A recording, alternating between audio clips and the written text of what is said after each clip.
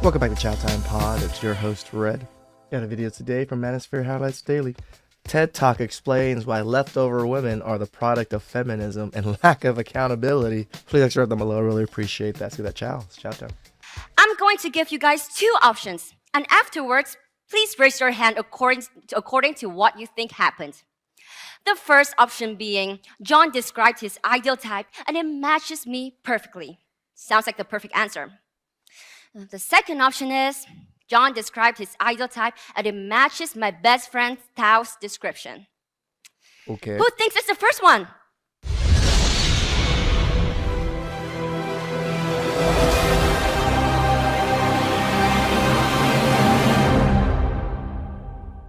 Welcome to Manosphere Highlights Daily. In this TED Talk about toxic femininity, I appreciate how this lady essentially makes many of the points we discuss in this space about leftover women and the unrealistic expectations women have. She exposes the double standards without even realizing it. This is where commentary comes in to put everything in perspective for men to understand and protect themselves. The link to the full 18-minute TED Talk is in the description, guys. We're gonna highlight the key points. Let's talk about it. We men and we. Yeah. We men and we. Yeah. Before we get into the main topic, I would like to bring your attention towards this word, femininity. So, what is femininity? Is it like, you need to start wearing some makeup? Or is it like, you need to talk in a more calm manner? These are often the stereotypes that comes along with this word.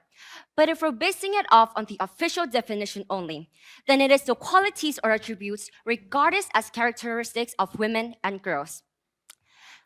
Conversations about femininity are common in our everyday life, and people tend to use the word feminine as a way to describe themselves or the people around them. People equate femininity with being a woman who embodies the characteristics of being nurturing, demure, or sweet. But femininity cannot be understood as a fixed set of essential traits that characterize all women. I can agree with that. As a scholarly concept, this word can carry diverse meanings and numerous interpretations.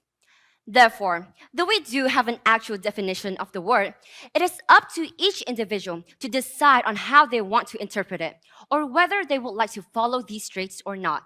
This is exactly why people, particularly men, are confused, because everything about the modern woman is up for interpretation.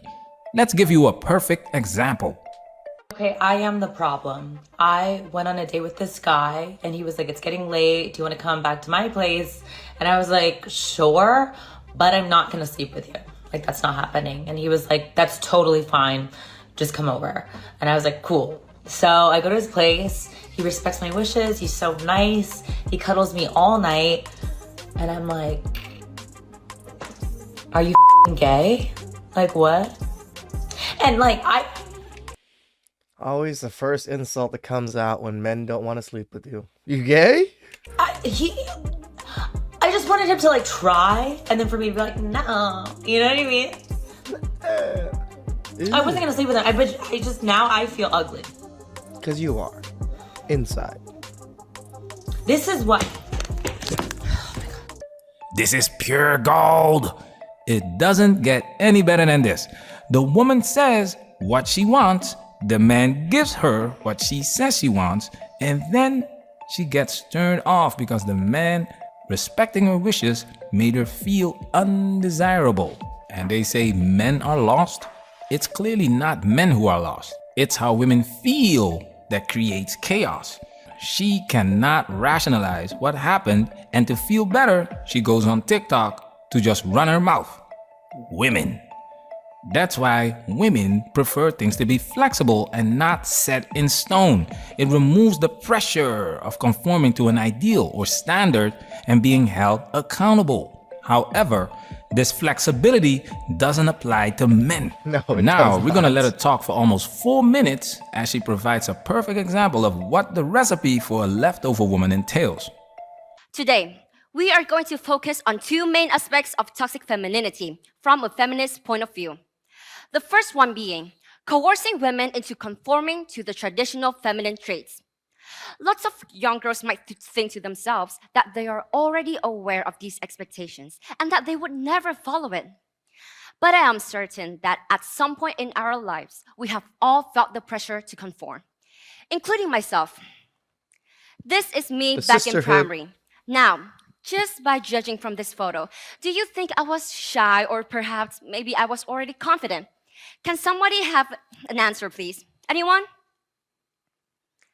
Yes? You think I was shy back then? That's very interesting. It may or it may not be a shock to some of you, but I was actually very confident in myself. I was very talkative. I always had something in mind to say. I was not afraid to stand up for myself, hence why I was never really bullied in my life. I've always had a voice, and even from a young age, I was very bold, strong, and assertive. Were there any potential insecurities? The truth is, no. I didn't have any because I was perfectly fine in the way that I looked and in the way that I acted. And this is my best friend, Tao. She is kind-hearted, gorgeous, both inside and out. She's empathetic, and she's very feminine. In my opinion, she embraced these traits very gracefully.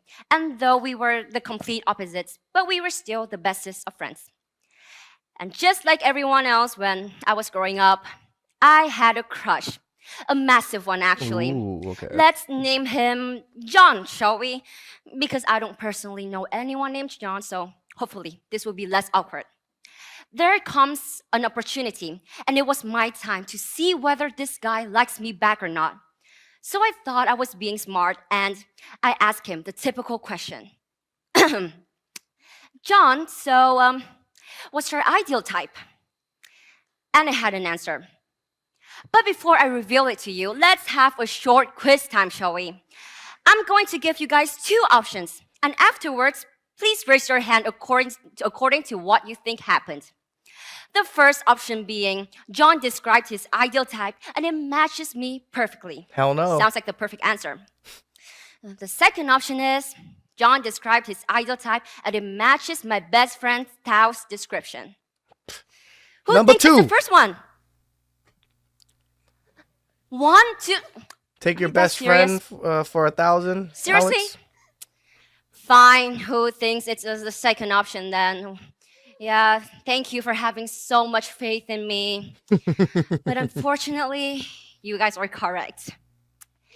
If it wasn't obvious enough to you, then John's ideal type was total opposite of me. He said he prefers girls who possess more feminine traits. And that is not a bad thing at all. It's all about the matter of preference. But for me, at such a young age, I couldn't comprehend this fact, and I let it dictate my perspective on what being feminine is. At this point, my whole world collapsed. I did shed a few tears then and there, because for the first time in my life, I actually cared about how others perceived me as a girl. She just explained why there are thousands of videos of women crying in their cars because attraction is not a choice. Women cannot force men to want them or to feel attraction for them. And they experience pain because society tells them that femininity is based on whatever they feel works for them. That has never been the concept of femininity.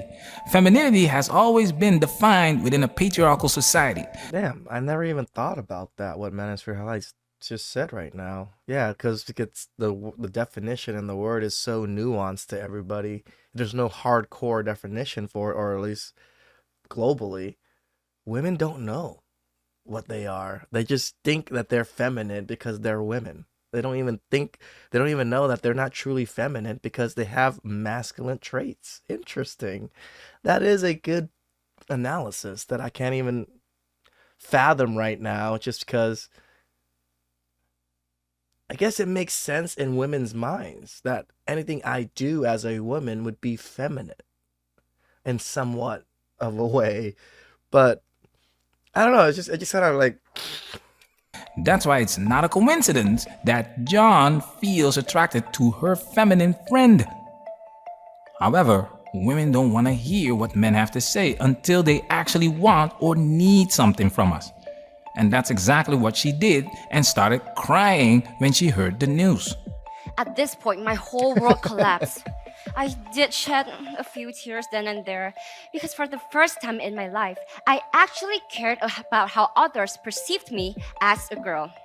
The leftover woman has been taught that focusing on her career while in her prime and adopting masculine traits would make her not only attractive in the labor force, but also desirable to high status and high earning men.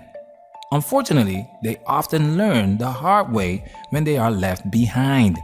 Now, pay attention to the double standard. And last but not least, the way I forced myself to lose weight. The scale became my biggest enemy, and it is still a very traumatizing experience up until now. It happens all around the world, but especially for Asian standards, your weight is something very important to you. Yep. Even if you're at a perfectly normal or healthy weight, you would still be judged because their standards are simply impossible to attain. After every single meal, I would step on the scale, looked down at the number, freaked out, stepped down from the scale, and then proceeded to starve myself for days. It is Damn, that is pretty horrible. Why would you step on the scale immediately after you eat? You're gonna gain weight. not a pleasant memory, and it is certainly not a healthy way of living. But it is an example to show how far young girls and women are willing to go to in order to fit in. I'm willing to bet $100 that John is not fat, John is not average looking, Right? John is not short, and John is most definitely not broke or a low status man. Because women have the tendency to overlook average men. They don't see them. Like I always say, women are women first. Check this out. Do you expect a dowry for your marriage? Of course. Can you give us an estimate of how much? I think with my qualifications, it has to be at least 5 million yuan. What Could you tell us about your qualifications? situation? I prefer a man who is 1.8 meters tall, owns a house and a car, and earns 1 million yuan annually. I meant your personal qualifications, not your criteria for a partner. My personal qualifications? I have a bachelor's degree. I'm 170 centimeters tall. I live with my parents and I work as a receptionist with a monthly salary of 3,500 yuan. You make nothing, girl. And you want someone to be making $1 million a year? You don't even make like 1/5 of his, like 1/10 of his salary. Holy cow. Everything comes with a price. If a woman wants to date a high status man who has an abundance of options, she will have to compete with other women and meet his preferences, not the preferences that feminism deems valuable. It's interesting how this woman immediately starts talking about what she wants. And after the reporter corrected her, she quickly shifted to mentioning her bachelor's degree and job. This clearly indicates that she neither knows nor cares about what a man wants. Yet, she still expects men to adhere to traditional gender roles. Women have no interest in equality. They have no interest in 50-50, no matter where you are in the world. But women struggle to pay the price of this special treatment, and so they no longer want to be held accountable and do whatever feels good. The main point that I'm trying to make is that a woman can be bold, strong-willed, and confident without being judged for being too much. She should still be considered a proper woman without having to attribute to the traditional feminine traits that she has been given. Because from a feminist point of view, feminism is about encouraging women to take control of their own identity and to not feel ashamed to express who they are as a person. Therefore, regardless of what your intentions are, but coercing women to follow traditional feminine traits is a form of toxic femininity. Keep that same energy What? when men no longer want to adhere to traditional masculine roles. Now, can I get a drizzle, drizzle? Drizzle. Drizzle. Manosphere, we working. Shout outs to Manosphere Highlights Daily. Isn't it funny that she says, oh, women have to do all these things to conform and all this to look beautiful? Manosphere Highlights Daily explained it also. What, you don't think men have to do shit? You think we were just born and all of a sudden we're just good looking chads able to do whatever the hell we want? Please subscribe down below. I really appreciate that. I'll get you a stick up. Ciao.